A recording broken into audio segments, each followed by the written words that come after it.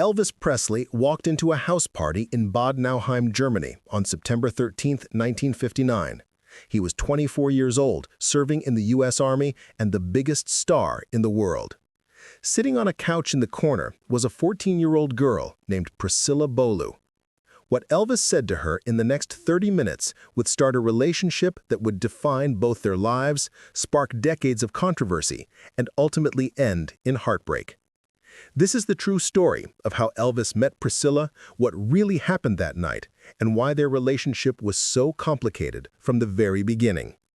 It was September 1959. Elvis had been drafted into the U.S. Army in March 1958, and he'd been stationed in Germany for over a year. Despite being in the military, Elvis was still Elvis.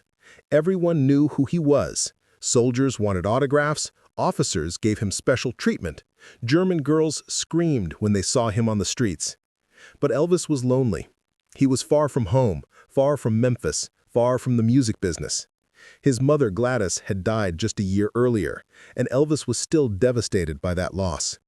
The Army kept him busy during the day, but the nights were long and empty. One of Elvis's fellow soldiers, a man named Cary Grant, had been telling Elvis about a girl he should meet.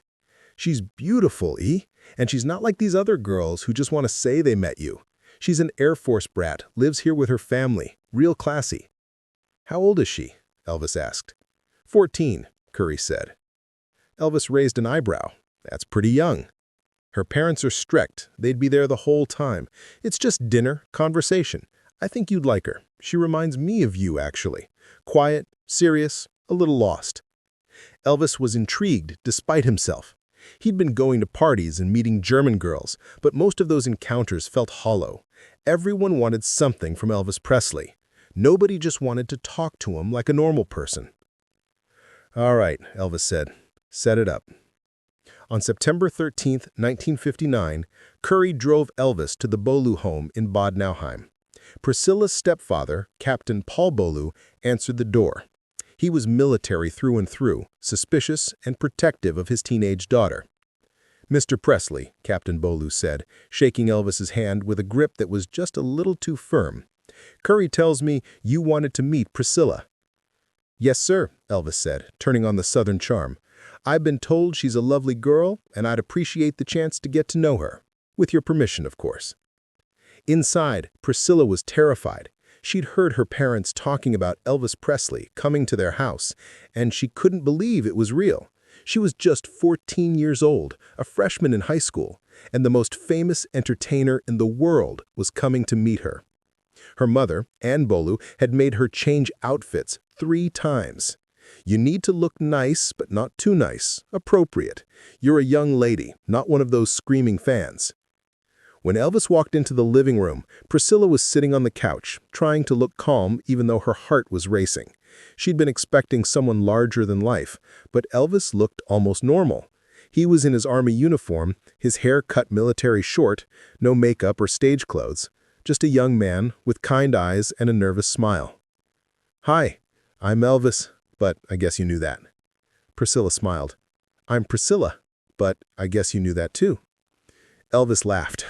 It was the first genuine laugh he'd had in weeks. There was something about this girl, the way she wasn't falling all over herself trying to impress him, the way she looked at him like he was just a person and not a celebrity. "I came as much as she ever did, I think. German radio is fine, but it's not the same as back home. I miss hearing rock and roll." "What kind of music do you like?" Priscilla hesitated. Should she tell him she loved his music? Would that sound like she was just a fan? "I like all kinds," she said carefully, "but I really love your music. The way you sing, it's different from everyone else. It feels real." Elvis's face lit up. "Thank you. That means a lot. Most people just talk about how I move on stage or the controversy. Nobody talks about the music itself." They talked for 3 hours. About music, about Memphis and Tupelo, about Elvis's mother and how much he missed her. Priscilla told him about being a military kid, always moving, never quite fitting in anywhere. "I feel like that too sometimes," Elvis said quietly. "Like I don't fit anywhere. I'm too different for the regular world, but I'm not comfortable in the celebrity world either. I'm just somewhere in between." Captain Beaulieu finally stood up. "It's getting late. Elvis, it's been nice to meet you, but Priscilla has school in the morning." Elvis stood immediately. "Of course, sir. Thank you for your hospitality." He turned to Priscilla. "Could I come back? Maybe take you to dinner sometime, with your parents' permission?" Captain Beaulieu and his wife exchanged looks. This was Elvis Presley, a man 10 years older than their daughter, known for his wild reputation and screaming female fans. But he'd been respectful tonight, polite, almost innocent in his interest in Priscilla. "We'll think about it," Captain Beaulieu said. Over the next few days, Elvis called the Beaulieu house multiple times. He sent flowers. He was persistent but respectful, always speaking to Priscilla's parents first, always asking permission. Finally, Captain Beaulieu agreed that Priscilla could see Elvis again, but only under strict supervision. She could visit Elvis's house in Bad Nauheim, where he was living with his father Vernon and grandmother, but only if other people were present. No dates alone, no late nights. Priscilla started visiting Elvis regularly. She'd come over after school, do her homework at his kitchen table while Elvis played piano or talked with his friends. He treated her differently than he treated anyone else, not like a girlfriend, not like a fan, but like something precious that needed to be protected. "You remind me of me before all this happened," Elvis told her one evening. "Before the fame and the craziness. You're still innocent, still real. I don't want you to lose that." But even as he said it, Elvis was doing exactly what would make her lose that innocence. He was pulling her into his world, making her the center of his attention, creating a dynamic where a 14-year-old girl was spending all her free time with a 24-year-old man. The other soldiers noticed. Some of them made comments, questioning why Elvis was spending so much time with such a young girl. Elvis would get defensive. "It's not like that," he'd say. "She's a good kid. We're just friends. Her parents know where she is. There's nothing inappropriate happening." And in Elvis's mind, there wasn't. He genuinely saw Priscilla as someone special, someone he could talk to without all the complications of his fame. But he was also grooming her, whether he consciously realized it or not, shaping her into exactly what he wanted her to be. Priscilla, for her part, was completely under Elvis's spell. At 14, she couldn't possibly understand the complexity of what was happening. She just knew that the most famous man in the world had chosen her, that he called her special, that he wanted to spend time with her above everyone else. When Elvis's army service ended in March 1960, he had to return to the United States. The day before he left, he and Priscilla had their most serious conversation yet. "I don't want to lose you," Elvis said. They were sitting in his living room, Vernon and the grandmother nearby, but giving them some space. "These months with you, they've been the best part of being in Germany." "I don't want to lose you either," Priscilla said, tears in her eyes. "When you're old enough, when you finish school, I want you to come to Memphis, to Graceland. I want you to be part of my life." "I'm only 14, Priscilla said. "My parents will never let me." "Not now," Elvis said. "But someday. Will you wait for me? Will you promise me that you'll come to Memphis when you can?"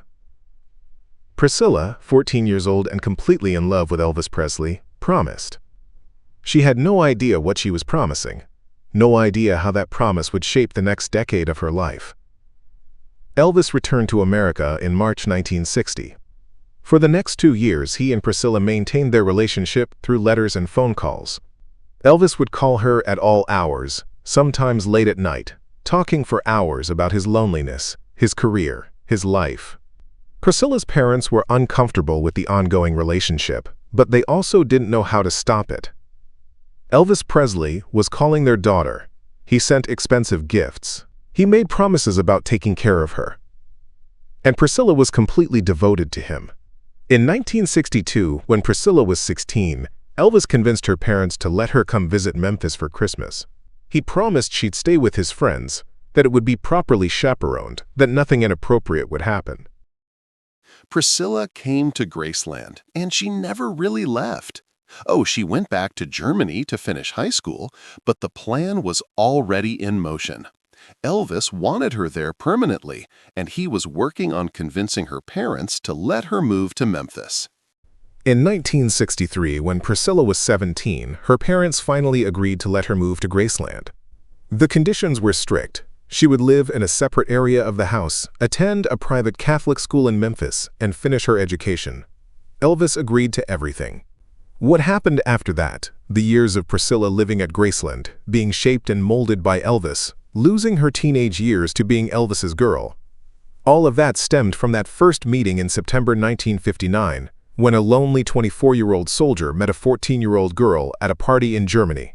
Years later, after their marriage and divorce, Priscilla would reflect on that meeting with complicated feelings. "I was just a child," she said in an interview. "I didn't understand what was happening. I thought it was romantic, that Elvis had chosen me. But looking back, I see how young I was, how vulnerable. I see how that relationship, from that very first night, was built on an imbalance of power that we never really overcame." Elvis, in his own way, always saw that night in Germany as one of the best nights of his life. "She saved me," he told friends. "After Mama died, I was lost. And then I met Priscilla.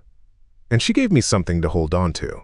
But what he held on to was a teenage girl who never got the chance to figure out who she was outside of being Elvis Presley's girlfriend.